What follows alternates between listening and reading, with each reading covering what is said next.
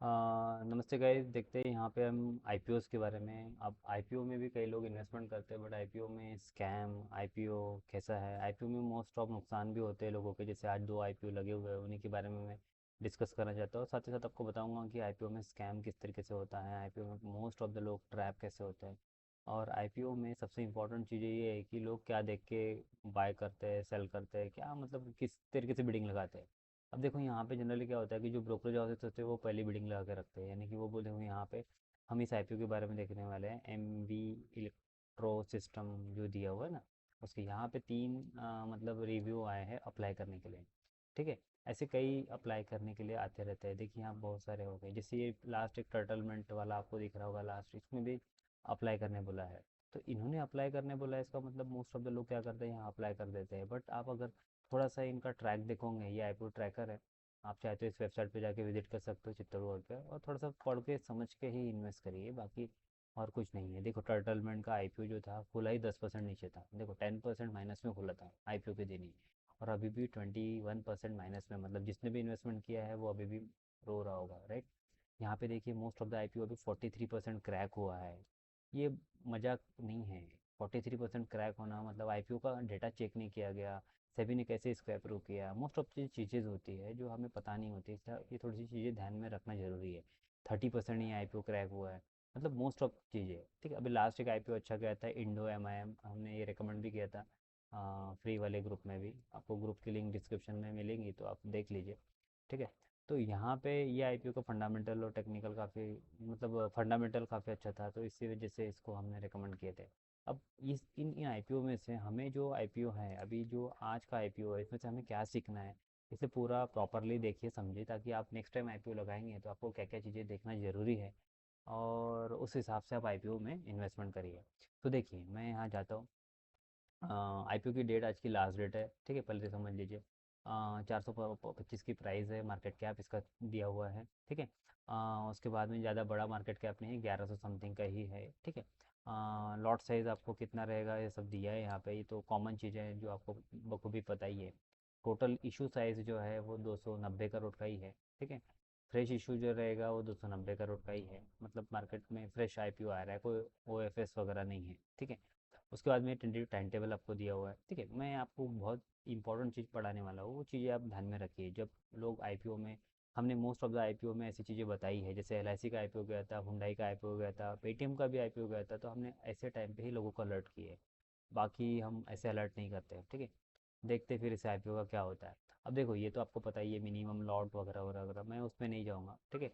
Anchor investor, अब देखो anchor मतलब जो आपके पहले ही, मतलब इन्होंने 29 को ही एक्वायर कर लिए शेयर्स, तो इनका आपको पीडीएफ आपको देखना पड़ेगा कि इन कितने मतलब फंड हाउसेस है जिन्होंने यहाँ इन्वेस्टमेंट की है, ठीक है। अब ये जो फंड हाउसेस है इट्स अ बिग शार्क, ठीक है, इन्होंने पहले ही देखो अमाउंट इन्वेस्ट करके रखी है।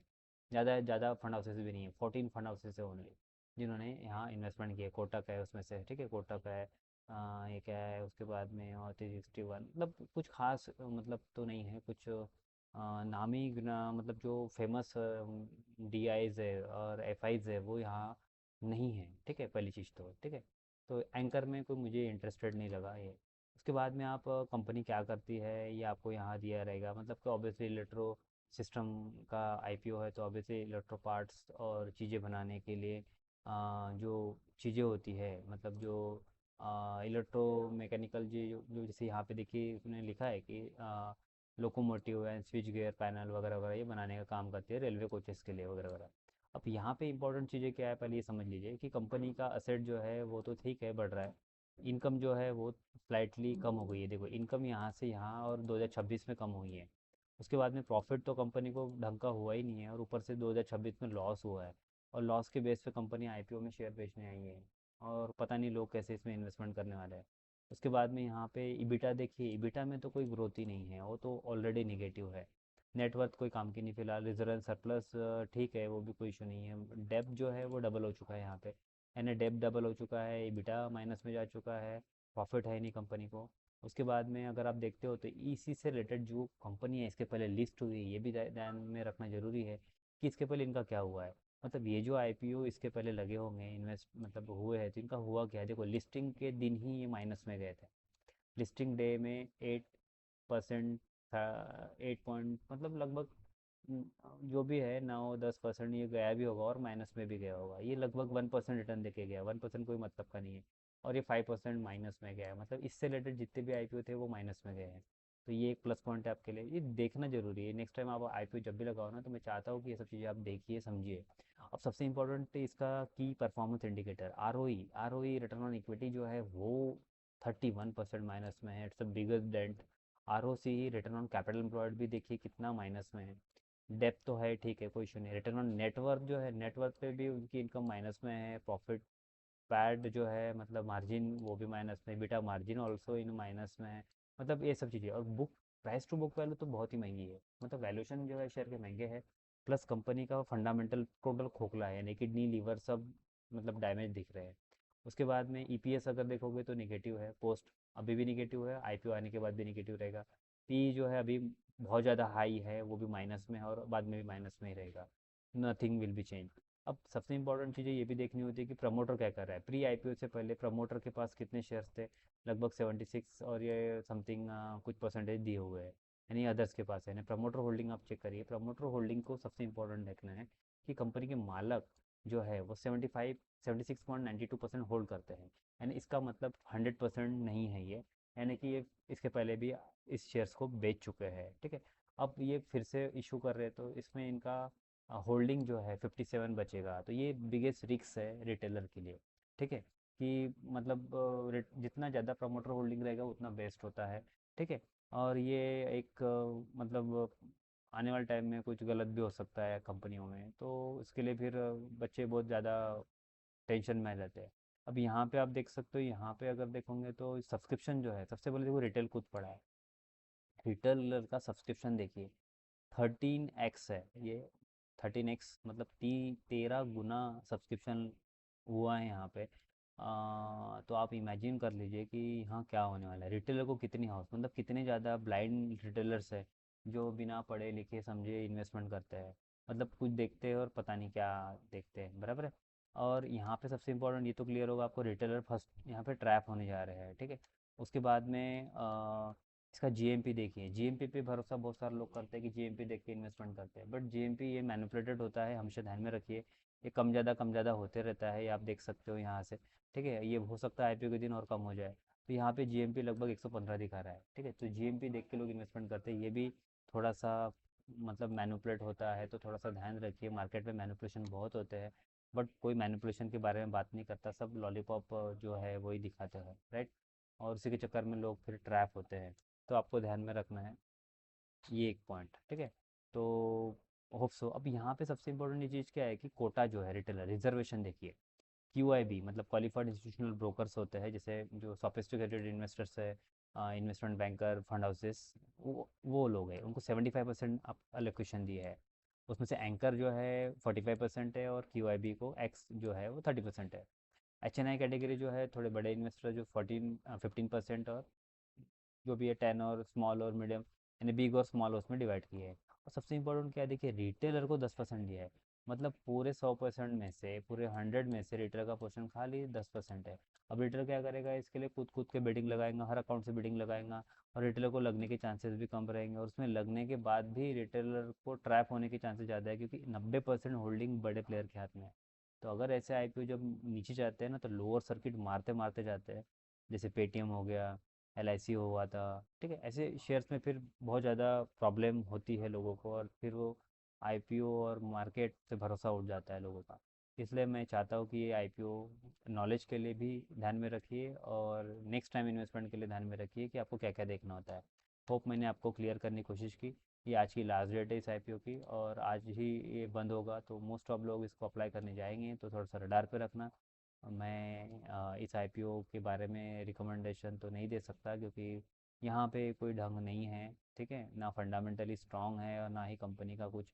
आने वाले आईपीओ जो थे वो इसी तरीके से लगे थे, और फिर भी पता नहीं कैसे क्या ये आईपीओ आ जाते हैं, और लोग हर आईपीओ लगाते हैं मार्केट में। जो जो आईपीओ मिला हर आईपीओ में इन्वेस्टमेंट करते हैं। तो थोड़ा ध्यान रखिए, ठीक है। सोच कर समझ कर इन्वेस्टमेंट करिए, पढ़ लिख के इन्वेस्टमेंट करिए, तो शायद आप मार्केट में लॉन्ग लास्टिंग टिके रहोगे। नहीं तो क्या होगा, आपका भरोसा उठ जाएगा धीरे धीरे, आपका रिटर्न नहीं बनेगा। तो ये चीज़ें हैं। होप मैंने आपको समझाने की कोशिश की, क्लियर करने की कोशिश की। ठीक है। और एक आईपीओ लगा होगा, उसका भी अब देख सकते हो। आई थिंक उस आईपीओ का नाम ग्रीन, जूनिपर ग्रीन। ये थोड़ा सा ठीक ठाक है, इसका वैल्यूशन भी ठीक है, ज़्यादा कुछ है नहीं। लॉट साइज़ भी ठीक है, फेस वैल्यू काफ़ी अच्छा है, मतलब 10 का है तो कोई ज़्यादा इशू नहीं है। और रिटेलर का सब्सक्रिप्शन इसमें देख सकते हो तो 13%, 35% है, वो भी ठीक है। उसके बाद में आप एंकर इन्वेस्टर की भी लिस्ट देख लीजिए फटाक से यहाँ पे। ये देखिए कि नंबर ऑफ़ इन्वेस्टर्स कितने हैं। अब देखिए यहाँ पे वाइट ओक है, ठीक है, निपॉन है, ठीक है, ICICI है, SBI है, मिराई है, मतलब मोस्ट ऑफ द HSBC है, मतलब अच्छे अच्छे इन्वेस्टर्स ने यहाँ पे बिडिंग लगानी, मतलब पहले से एंकर इन्वेस्टमेंट मतलब बिडिंग लगा के ये इन्वेस्टमेंट कर चुके हैं, और अमाउंट जो है आप देख सकते हो कितनी है क्या है। तो ये एक जनरल चीज़ों के लिए मैंने आईपीओ वैसे डिटेल में समझाया है इसके पहले भी, वीडियो पढ़ा होगा, आप देख सकते हो। ठीक है, अभी यहाँ ज़्यादा समय नहीं है तो वीडियो बहुत लंबा हो जाएगा। ठीक है, तो ये आपको देखना ज़रूरी है कि लगभग कितने लोगों ने इन्वेस्टमेंट की है। ठीक है, होप आपको क्लियर होगा। देखो यहाँ पे इन्वेस्टमेंट कितने की है लोगों ने, ये देख लीजिए। यूनिपर में इन्वेस्टमेंट करने वाले कितने हैं, ये हो गए 31। ठीक है, दिस्सी है 31 हो गए, 31, और ये हो गए आपके 24, लगभग 55, राइट, 55 57 के आसपास लगभग, मतलब 60 के नियर अबाउट फंड हाउसेस ने इन्वेस्टमेंट किया, और उसमें कितना किया था आपने देखना था।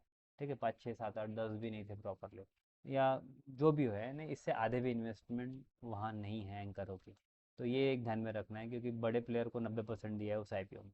इसकी असेट अगर देखोगे तो ग्रोथ देखो, सब कुछ पॉजिटिव है, ज़्यादा कुछ बड़ा सरप्राइज गेन तो नहीं है, सरप्राइज वाला आईपीओ भी नहीं है, बट ठीक ठाक है, मतलब कि भाई नॉट सर, मतलब ज़्यादा बड़ा लिस्टिंग नहीं देगा। हाँ, इसी से रिलेटेड भी आईपीओ क्या हुआ था, क्लीन मैक्स एनवायरो एनर्जी का आईपीओ आया था, तो वो भी 17% माइनस में गया था, ये मत भूलना। इसी टाइप की कंपनी का आईपीओ है, ठीक है। और इसके रेशोज जो है वो फ्लैट, मतलब कुछ ज़्यादा सर, एबिटा मार्जिन काफ़ी अच्छी लग रही है यहाँ पे, सबसे इम्पोर्टेंट। और रेशो जो है, वैल्यूशन बहुत महंगा है यहाँ पे, आप देख सकते हो। पी का रेशो देखो कितना, 1:271, और बाद में तो और महंगा हो जाएगा ये आने के बाद। ठीक है। हाँ, ये बात अच्छी है कि प्रमोट होल्डिंग देखिए यहाँ पे 100% है, और उसके बाद में कम हो जाएंगी, मतलब 14 पॉइंट समथिंग ये इशू कर रहा है, तो ये एक प्लस पॉइंट है। तो ये जो चीज़ें होती है ये काफ़ी काम की होती है, तो ऐसे आईपीओ में भी इन्वेस्टमेंट कर रहे हो तो आपको थोड़ा सा ध्यान में रखना है। और सबसे इंपॉर्टेंट, ये जो कंपनी की वेबसाइट दी रहती है ना, यहाँ जाके थोड़ा सा चेक भी करो कि वेबसाइट में जाके कंपनी करती क्या है, कंपनी बनाती क्या है। तो आपके अंदर एक थॉट आएगा कि मुझे लॉन्ग टर्म इसमें इन्वेस्टमेंट करना है, कि अगर ये आईपीओ गिरा या फूटा या 10 20% नीचे मिला, 30% नीचे मिला, तो इसी कंपनी को, क्योंकि आईपीओ जो है कंपनी जो है फर्स्ट टाइम अपना मार्केट में कदम रखती है, और उस टाइम पे इन्वेस्टमेंट करके हम लॉन्ग टर्म के लिए एक मतलब अच्छा सा इन्वेस्टमेंट प्लान बना सकते हैं, बट उसके लिए आपको कंपनी के बारे में जानकारी, इसलिए मैं बोलता हूँ ना, पढ़कर समझ कर इन्वेस्ट कर। ठीक है, सोच समझ के, किसी के बोलने से इन्वेस्टमेंट करोगे तो शायद आपके अंदर वो थॉट नहीं रहेंगे, राइट। ठीक है, तो होप आपको दोनों आईपीओ क्लियर हुए होंगे। इस आईपीओ में आप इसका जीएमपी ज़्यादा नहीं होना चाहिए, क्योंकि ऑब्वियसली ये फ्लैट आईपीओ है। ठीक है, लिस्टिंग गेन बहुत ज़्यादा नहीं मिलेंगी यहाँ पे, लगभग अभी 1 रुपया तो जीएमपी चल रहा है, तो इतना कुछ खास नहीं है, सब्सक्रिप्शन भी ज़्यादा हुआ नहीं है। तो बहुत आईपीओ तो मे बी अवॉइड, और सबसे बड़ा स्कैमिंग आईपीओ आप ध्यान में रखिए, जो आईपीओ आया था। ठीक है, यहाँ लोगों ने अप्लाई करने ज़रूर बोले होंगे, देखो यहाँ पे अप्लाई दिया हुआ है। ठीक है, यहाँ अप्लाई दिया है तो लोग अप्लाई करते हैं, फिर इसका जीएमपी देख के अप्लाई करते हैं, जीएमपी बहुत अच्छा चल रहा है बोलते हैं, खरीद लो। ठीक है, वैसा ही मोस्ट ऑफ द आईपीओज में हुआ है। आपने ओला इलेक्ट्रिक का आईपीओ देखा होगा, उसमें भी सेम वैसा ही हुआ है, पंप एंड डंप हुआ है वो आईपीओ, आधा हो गया। स्टार्टिंग में जोमेटो का भी आईपीओ पंप एंड डंप हुआ था। ठीक है, तब भी सजेस्ट किया था मैंने, बट अभी पता नहीं लोग, अगर आपके पास होगा डिस्क्रिप्शन में कहीं पे पढ़ा तो आप देख सकते हो। तो गाइज होप मैं यहाँ क्लियर करने की कोशिश कर रहा हूँ सब कुछ चीज़ें जो भी है वो। ठीक है, अब आप देखिए, हैप्पी इन्वेस्टिंग है। Tata, bye bye.